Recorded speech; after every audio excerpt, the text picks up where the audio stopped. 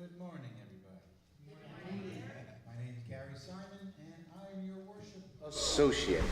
Would you please rise as you are willing and able and join us in singing our Song of Gathering, number 1, numero uno, in your gray hymnal.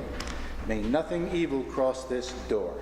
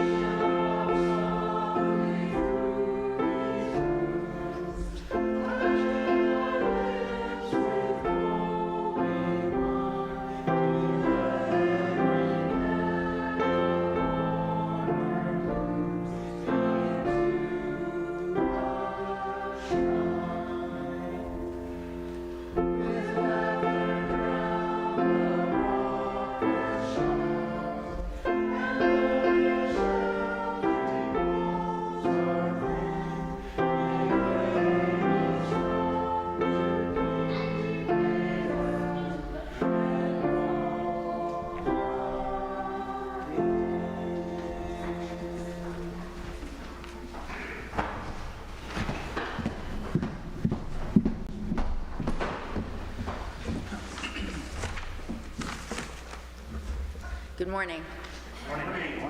My name is Eliana Magarinos, and I'm a member of the Board of Trustees. Welcome to the Unitarian Universalist Congregation of the Hudson Valley. Whether you've been with this congregation a decade or more, or this is your first time visiting, we welcome you.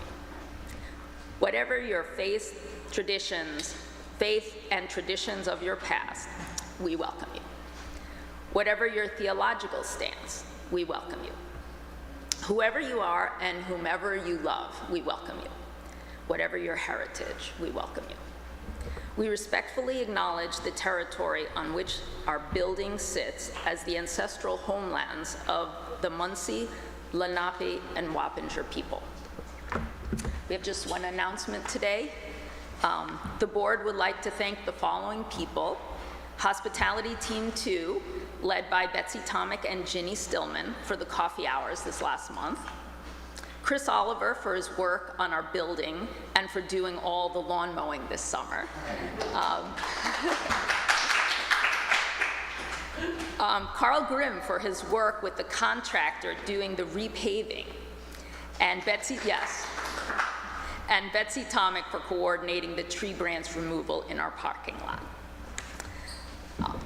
For the most up-to-date information on these topics and others, please refer to our weekly e-newsletter and check out our website.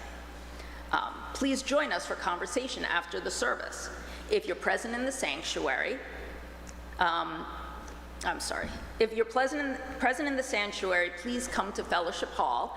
If you're watching the live stream, the link for our Zoom coffee hour may be found in the Saturday reminder in your email. If you are just recently joining us and would like to receive our weekly e-news, please email us at uucroton@gmail.com with your name, and we will make sure you are added to our e-news list. Also, please remember to silence your phones at this time, and once again, we welcome you to the Unitarian Universalist Congregation of the Hudson Valley.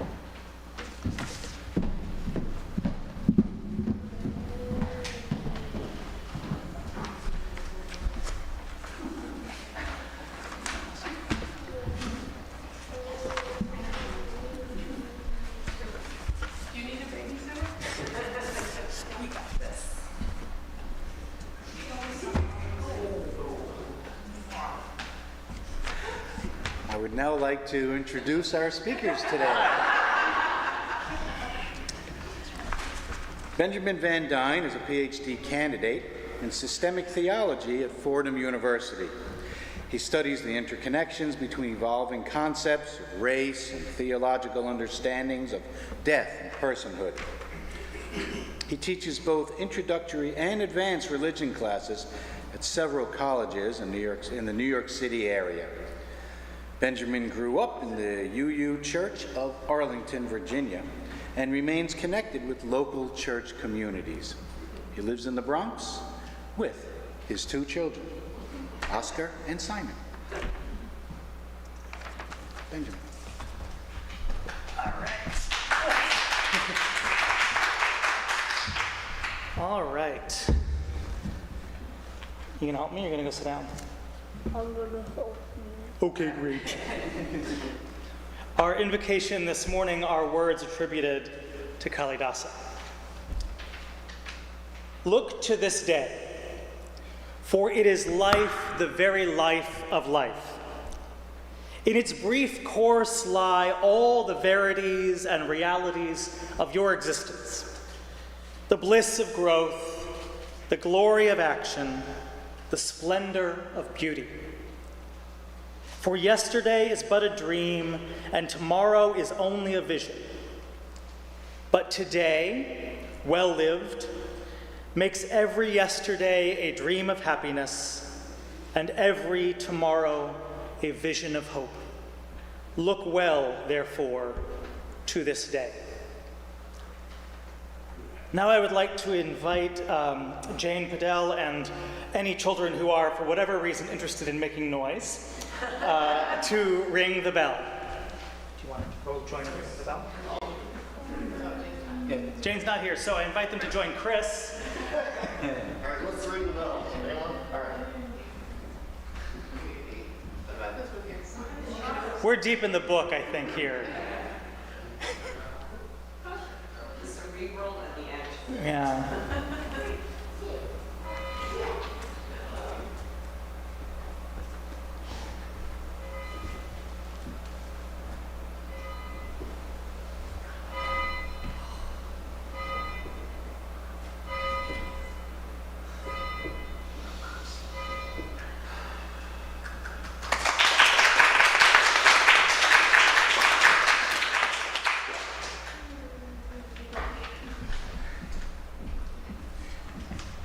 Way to go, do that.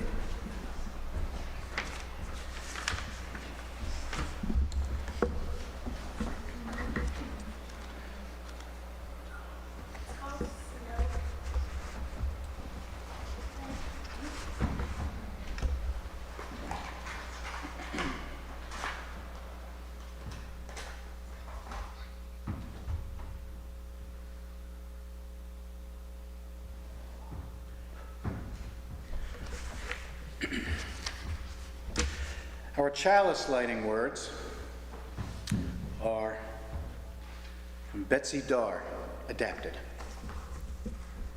May the light of this chalice give light and warmth to our community when we are joyful and when we despair.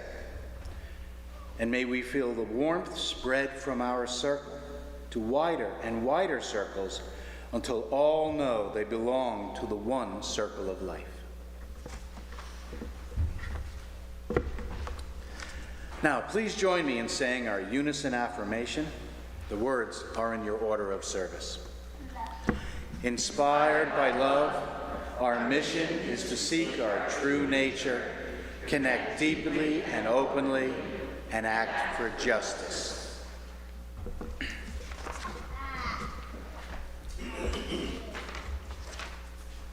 Well, good morning again. Just me this time. But I do want to invite all of the young people to come forward. I'm going to leave it to you whether you think you're a young person or not. But Simon and Oscar, and what's your name? What's your name? Maggie. Maggie, you want to also come up here? You don't have to. All right. So I've been thinking a lot about something that my parents used to tell me, other than please sit down and be quiet in church, which is that it's the thought that counts. What does it mean when people say it's the thought? Have you ever heard that before? It's the thought that counts? What does that mean? You don't know? Simon, what do you think? When people say, what do people mean when they say it's the thought that counts?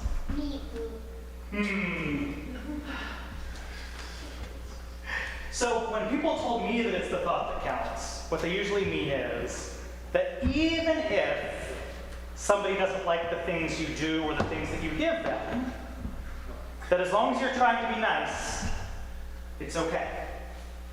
So one time, I got for Christmas from my mother a tongue scraper. You know what that is? It's like a special toothbrush for people that want to brush their teeth even more. Teacher for But it's just for their tongues. You know, you gotta either be quiet, or you gotta participate. Just for your tongue. Okay. teacher, no. Okay. I've never done this with my own children, which is pretty amazing. So when you say the thought that counts, when my mother gave me the tongue scraper, what I was thinking was, gross. But you know what I said? Thank you, because it's the thought that counts. And she was trying to do something really nice, right? Does anyone here ever use the tongue scraper? It's the thought that counts. So let's try this. Let's all think of a person we love. Close your eyes if you're comfortable closing your eyes and think of a person you love.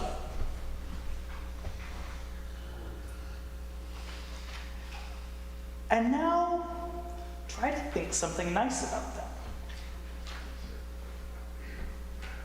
Maybe it's a good quality they have. Maybe it's something they're really good at. Maybe it's just a warm, fuzzy feeling that you feel when you think about them. And having those nice thoughts is really nice.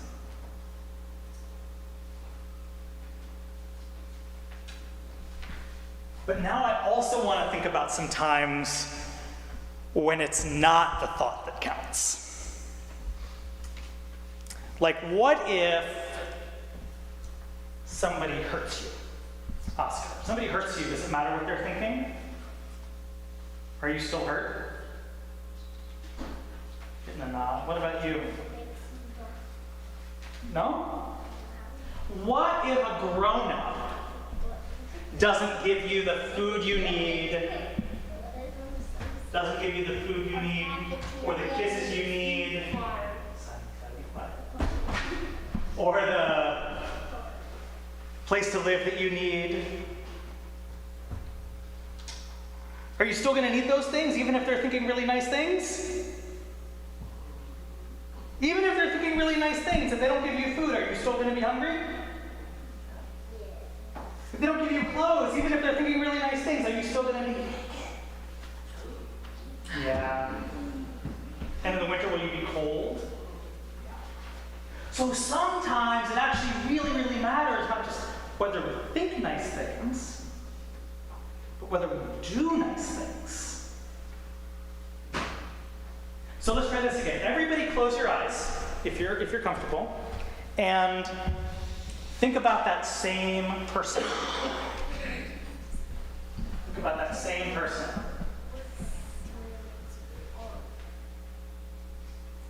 Now, think of something nice you can do for them. Not just a nice thought about them, but a nice thing you can do for them.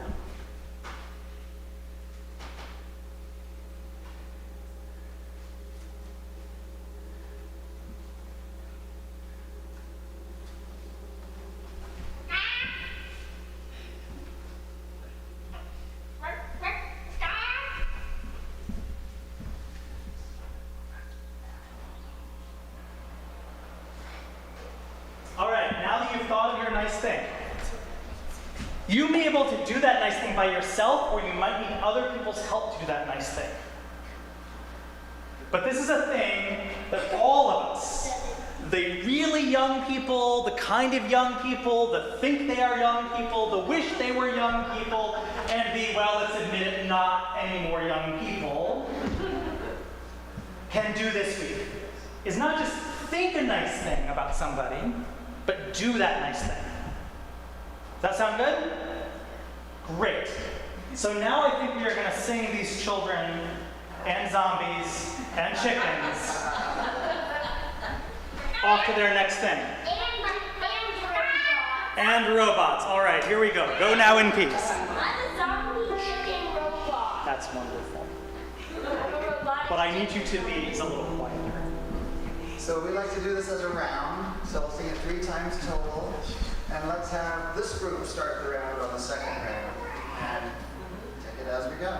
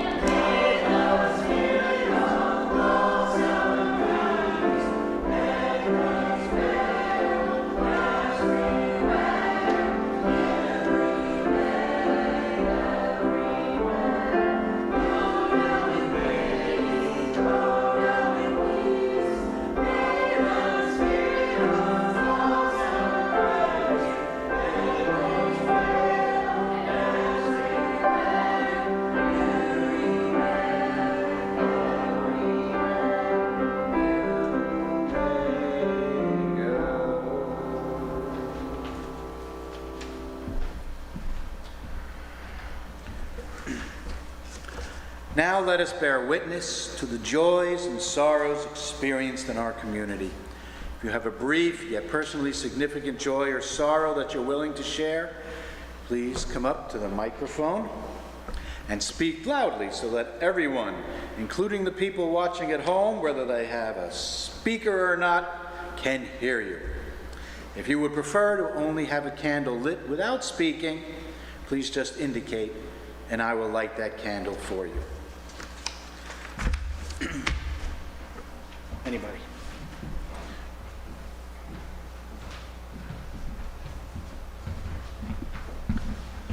I'm Jim Russell, and my family and I are grieving the loss of my younger sister, Patty Evans, who died on Friday after a long battle with colon cancer. We'll miss her. She had the support of her family right up to the very end, and hospice care was very kind and helpful to the family.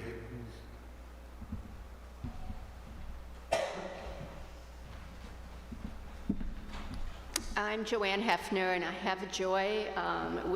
Had a wonderful evening last evening at our picnic, and I want to thank everyone who helped and made all these delicious goodies and tracked all the tables and chairs out there. So thanks.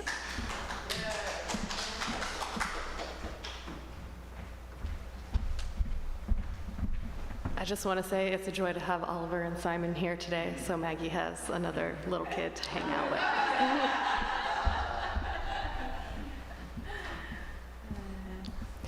I'm Heather Hewitt. I have a joy. So my older son, Jack, who many of you know, was visiting with us at the end of the summer after being a camp counselor. He left yesterday, so he's not here this morning. But it was just such a joy to have him back with us. So.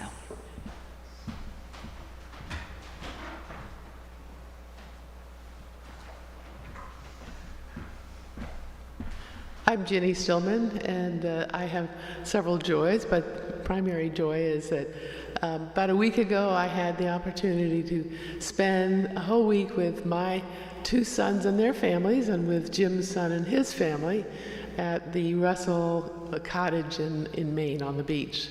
Wonderful time was had by all. Jim and I had a chance to afterwards to get out to Monhegan Island, which is a place I've always wanted to visit. It was just a glorious, perfect day and a wonderful place to visit if you have a chance. And the next day we saw some puffins. So good trip, and sadly ended with not being able to get down to Virginia to see Patty just before she died. It was a timing issue. But so we're grieving, but she had, a wonderful family there to support her. And many of you might remember her when she visited our congregation several times. She was a devout UU, if one can say that.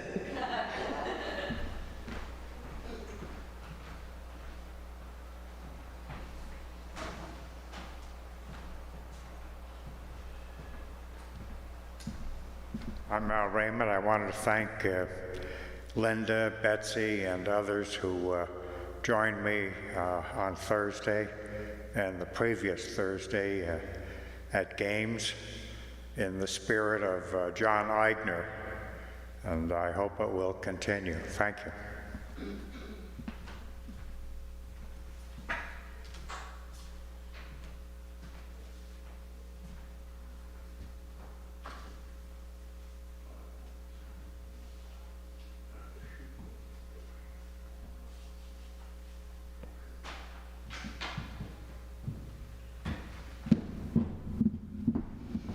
I'm Eliana, and I just wanted to say, yay, Spanish World Cup soccer team, world champions.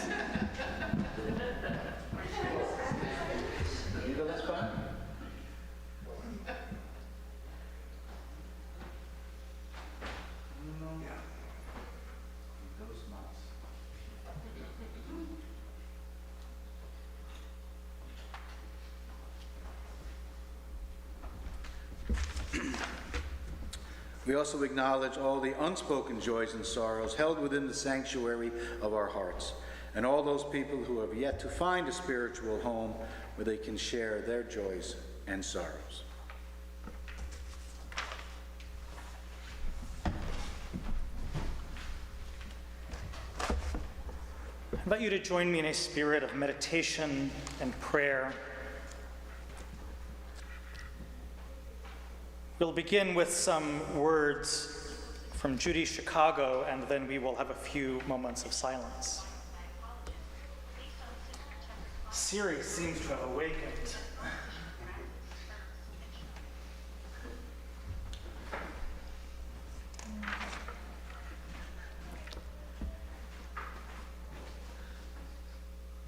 And then all that has divided us will merge. And then compassion will be wedded to power. And then softness will come to a world that is harsh and unkind. And then all people will be gentle. And then all people will be strong. And then no person will be subject to another's will.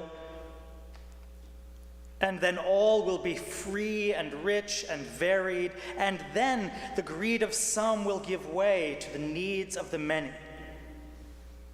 And then all will share equally in the earth's abundance. And then all will care for the sick and the weak and the old. And then all will nourish the young. And then all will cherish life's creatures. And then all will live in harmony with each other and the earth. And then everywhere will be called Eden once again.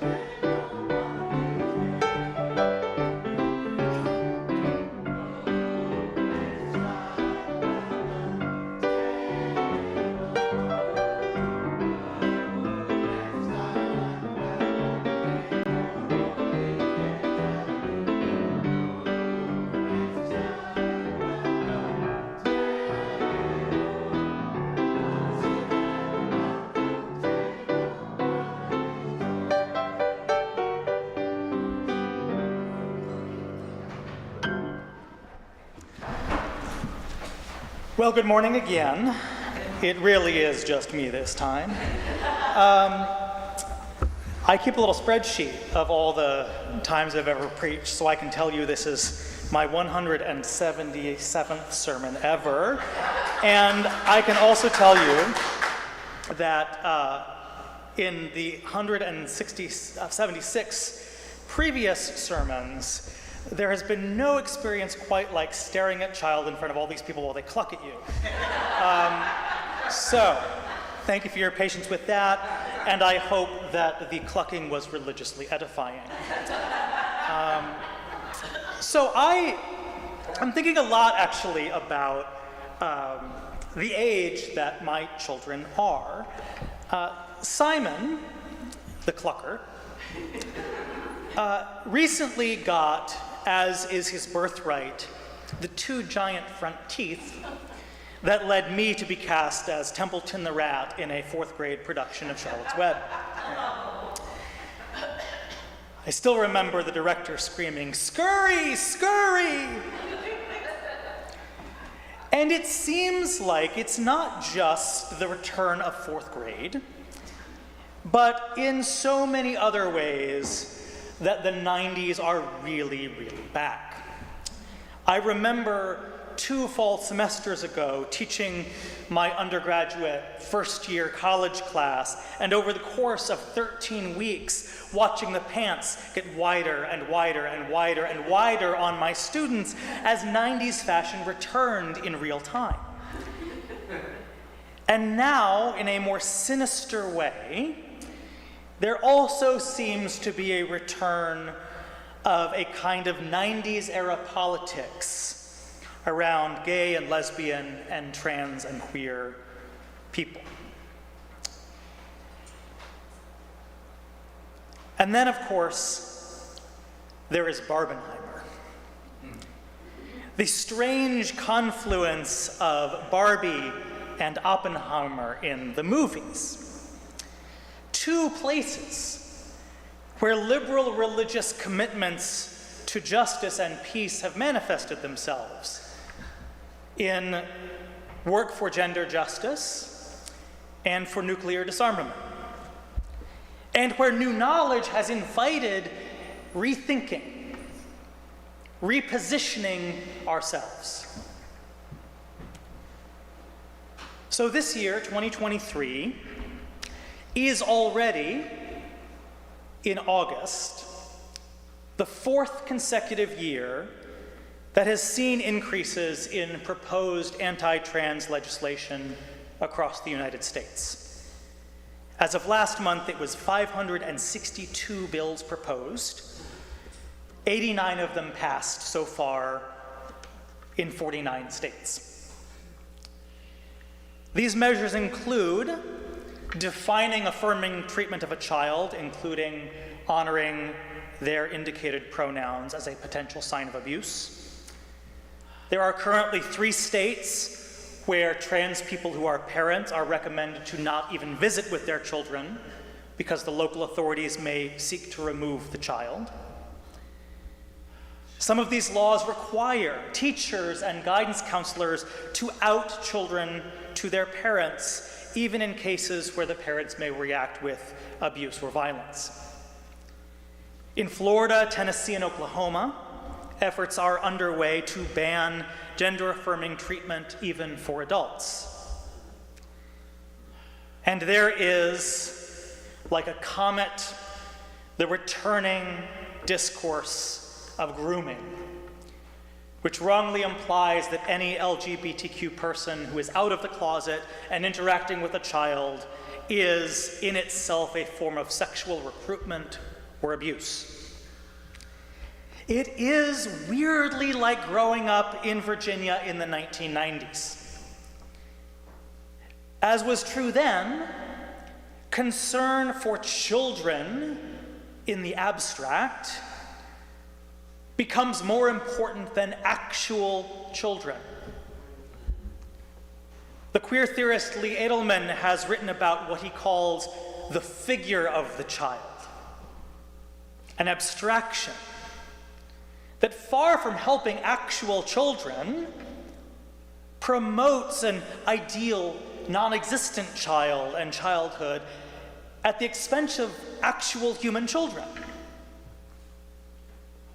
Well, it is true that sexual abuse is rampant, overwhelmingly not from strangers, overwhelmingly from family members. And purely as a statistical matter, any given child is far more likely to be questioning their gender and sexual orientation than they are to be groomed or abused by a queer person they come across.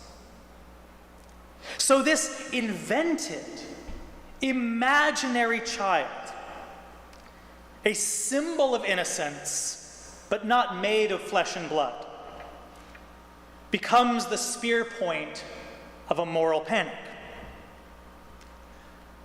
And look, I talked about Virginia in the 1990s. I talked about legislation in Florida, Tennessee, and Oklahoma. But this isn't just a problem in other places. It's happening in New York. It's happening in New York City, where I live. There are efforts to elect people to library boards so that they will remove books with LGBTQ themes from children's libraries. Not over there. Here. One thing is a little bit new, and maybe this wouldn't have been possible in the 1990s, but online there is a group of self-appointed transvestigators who have appointed themselves the arbiters of whether a given woman was assigned a male gender at birth. In pictures of celebrities, politicians, and ordinary people they have photographed on the street, they look for angular jawlines, hair in the so-called wrong place, a certain broadness of shoulder. Natalie Wood, Marilyn Monroe, maybe Barbie are women for sure. All others look off somehow and are held under suspicion. And I think we can see here the ways that antagonism toward trans people, and trans women in particular, underneath that is nothing more than simple misogyny. That women must look a certain way to count as women, to deserve protection and recognition as women. It's no coincidence that the so-called transvestigators look at women trying to find out who might be a trans woman.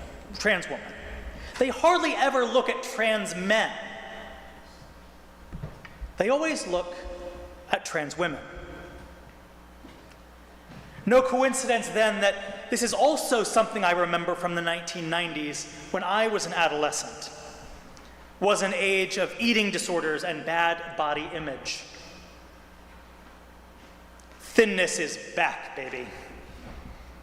It's hard to remember the extent to which there were no voices in mainstream discourse offering affirmation that healthy bodies could look all kinds of ways.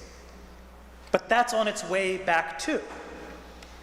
The insistence, not just in Fox News, but on my Instagram feed, that you have to look a certain way, and that you, whether cisgender or transgender, probably do not meet that standard.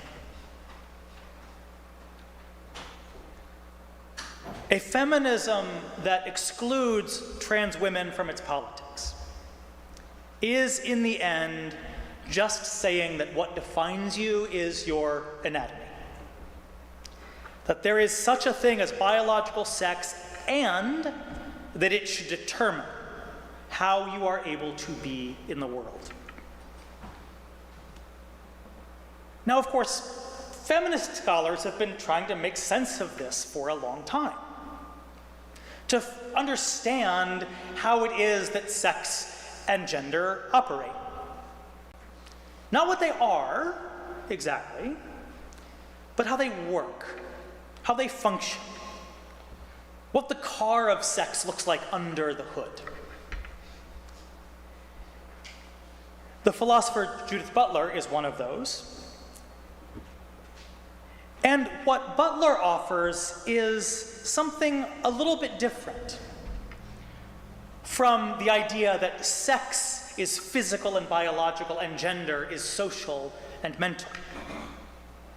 Sometimes we tend to distinguish the two. But Butler insists that even biological sex is a product of the way we talk about the things we see in the world. Think, for example, about the color orange. There are some orange things in here. But there was no color orange until the 1600s. Now, there was the color that we now point to and say, that's orange. But there was no word and no concept. So when people saw that color, they just assumed that what it really was a kind of red. My children are at the age where they have just learned their rainbow. Roy G. Biv. But when I learned it, it wasn't Roy G. Biv. It was Roy G. Biv. There was no indigo in the rainbow that I was taught.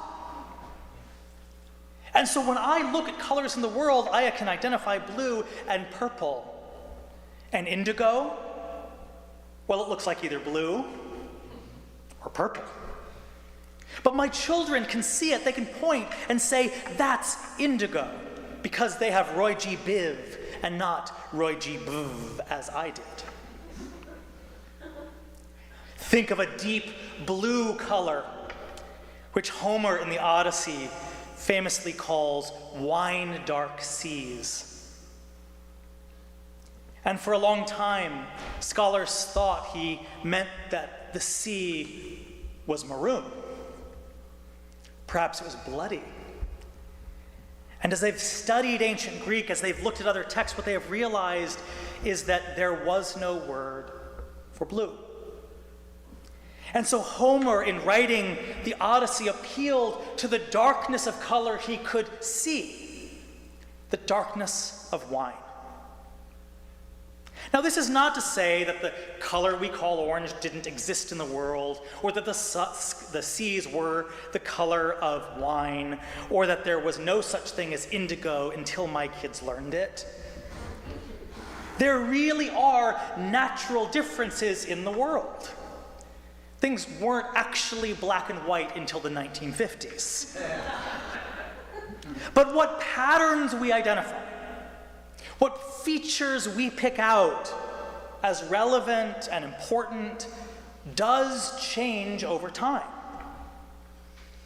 It can be, it could be otherwise.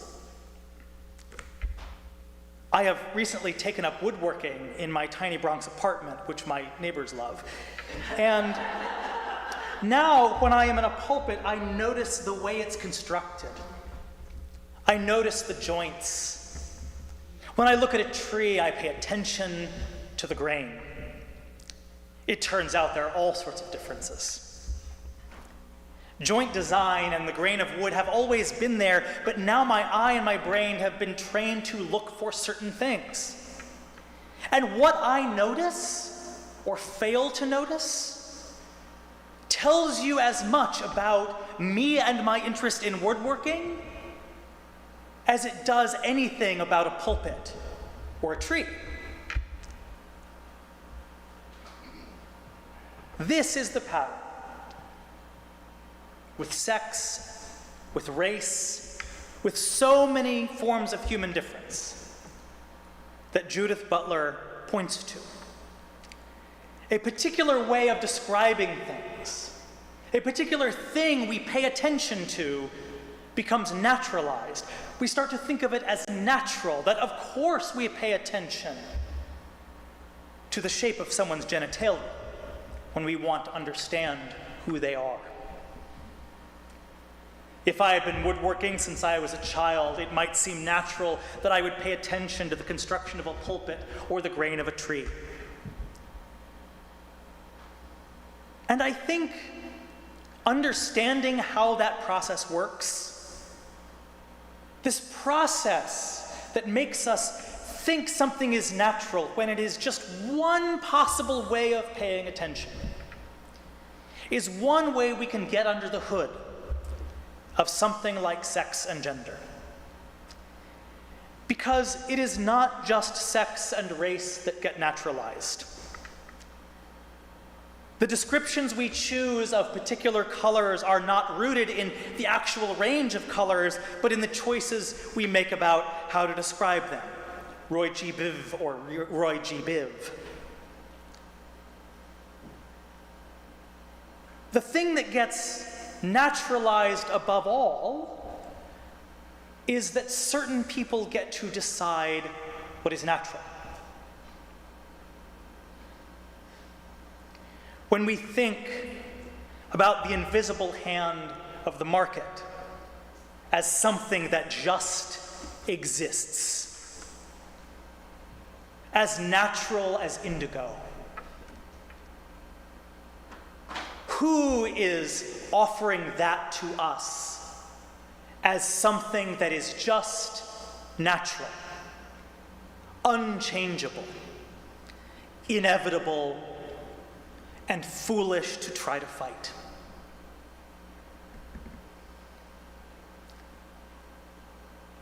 And just as with biological race or the hand of the market, the idea of immutable, natural, biological sex just doesn't hold water. It is as passé as Newtonian physics was in the wake of general relativity. Newtonian laws are still useful for a few things. But if your goal is to better describe the complexity of the world, you have to wrap your head around relatively, no matter how much it stretches your brain. That's part of a UU commitment to a responsible search for truth and meaning, to absorb an insight from science. In some ways, what we have here is very much like climate change. Not a universal consensus, but a near consensus among the people who know. When you look at the scientists who doubt climate change, they are scientists. They are not climate scientists. And when you look at the people who call themselves philosophers or biologists, who claim to be experts and say that biological sex is real and inevitable, they are experts. They are not sexperts.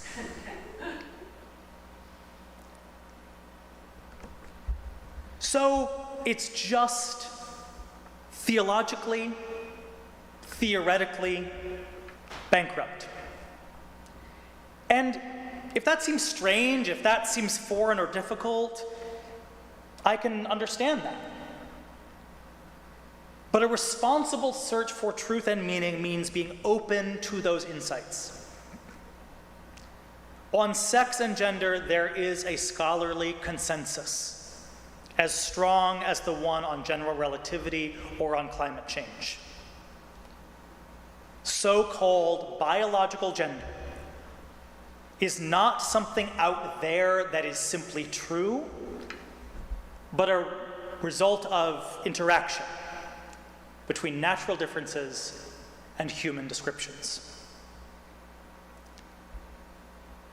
So I think describing that differently, being open to people's descriptions of themselves, is important and worth doing. And if nothing else, we could probably stand to be inoculated from all the declarations that what is natural is two sexes and everything else is deviant. But I think it is also worth saying this. None of that matters if we lose. Because the storytelling front, the theoretical front, the refusing to be conned into a rigid and unloving way of thinking about human bodies and human gender and human sexuality, that's just one front in the battle. The reality is that no matter how much we say the right things or believe the right things or know the right things, and we love to know that we know the right things, it is real people, not ideas, that are at stake. No amount of being right stops a fist, opens a door, makes a bathroom safe. No amount of being correct protects a trans child or a trans parent or keeps a trans teacher employed. No amount of being convinced puts a book back on the library shelf. And if we think this is going to be mainly about arguments, I think that's pretty naive. A lot of people will get hurt while we are hashing things out like good intellectuals. You might have noticed Oscar the zombie looking for brains. Zombies don't have brains, that's why they need yours. At least that's what Oscar told me. They don't have any thoughts. They just come after you.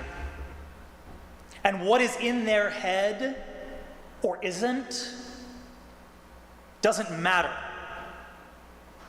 At least not if you're the one whose brain is about to get eaten. I don't know that we need to go full zombie.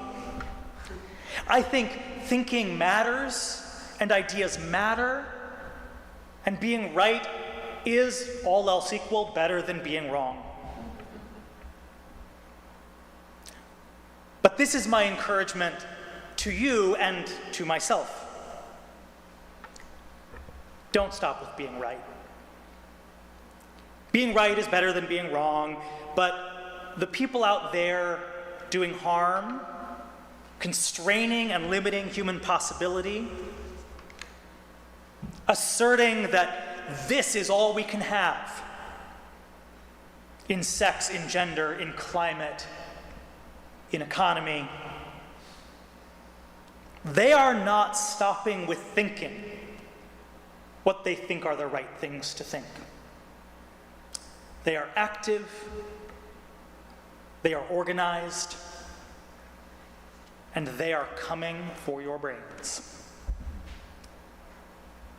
The thought does count, but none of that matters if we lose. So let's get active. Let's get organized. And let's win. May it be so. I invite you now to join our hymn number 6, in your gray hymnal, hymn number 6. Oh,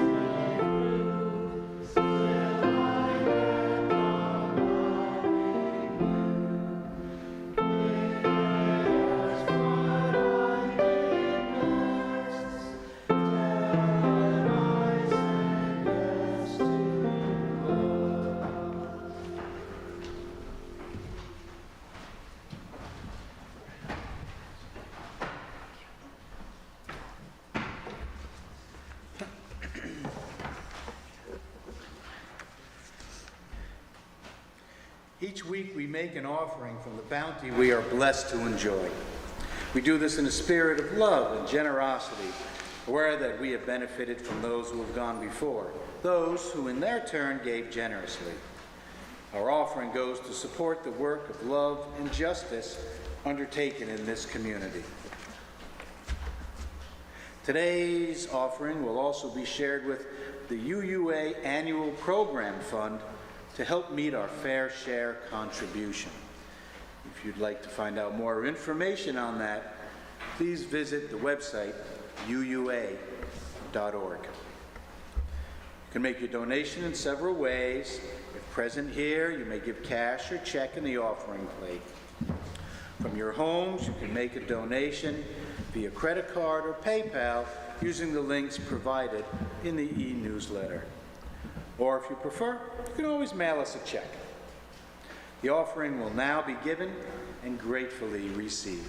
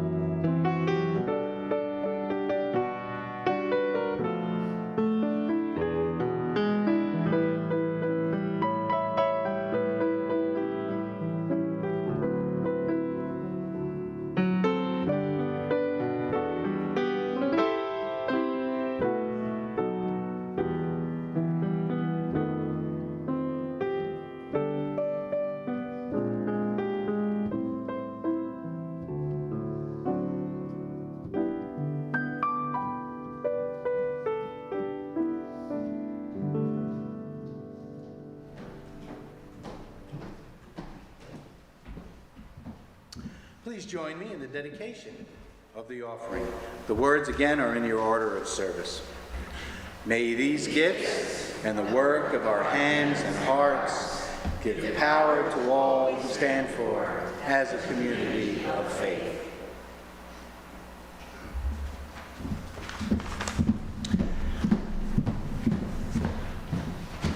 And again, join me in extinguishing the chalice. The words are in your order of service. We extinguish this flame, but not the light of truth, the warmth of our community, or the fire of commitment. These we carry in our hearts until we are together again.